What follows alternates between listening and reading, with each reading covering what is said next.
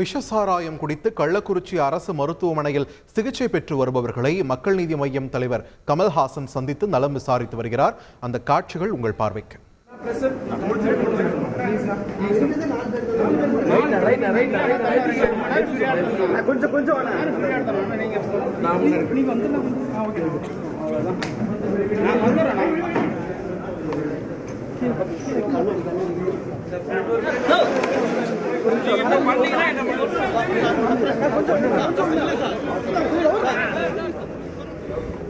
Sir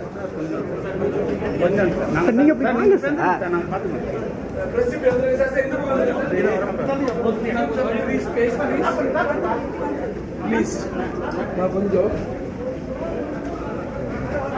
explain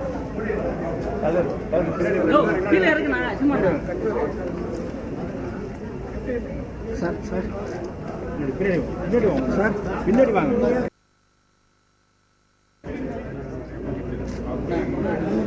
கொஞ்சம் பார்த்துக்கோங்கண்ணா.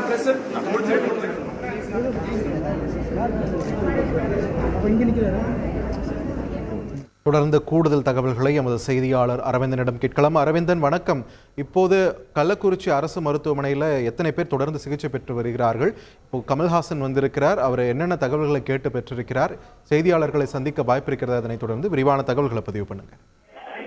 கள்ளக்குறிச்சியில் கள்ளச்சாராயம் குறித்து 57 பேர் உயிரிழந்து சோகத்தை ஏற்படுத்தியுள்ளது. மேலும் உயிரிழப்பு ஏற்படும் அச்சத்தில் இருந்து வரும் நிலையில கள்ளக்குறிச்சி அரசு மருத்துவமனையில் பார்த்தோம்னா 90க்கும் மேற்பட்டோர் சிகிச்சை பெற்று வருகின்றனர். அதுல தீவிர சிகிச்சை பிரிவு மற்றும் அதிதீவிர சிகிச்சை பிரிவில் ஒரு சுமார் 10க்கும் மேற்பட்ட சிகிச்சை பெற்று வருகின்றனர். இந்த நிலையில பல்வேறு அரசியல் கட்சி தலைவர்களும் சந்தித்து வரும் நிலையில தற்போது மக்கள் நீதி மய்ய கட்சி தலைவரும் பிரபல நடிகருமான கமல்ஹாசன் அவர்கள் கள்ளக்குறிச்சி அரசு மருத்துவமனைக்கு உள்ள சிகிச்சையில் கள்ளச்சாராயம் குறித்து சிகிச்சையில் உள்ள நபர்களிடம் நலம் விசாரித்து வருகிறார்.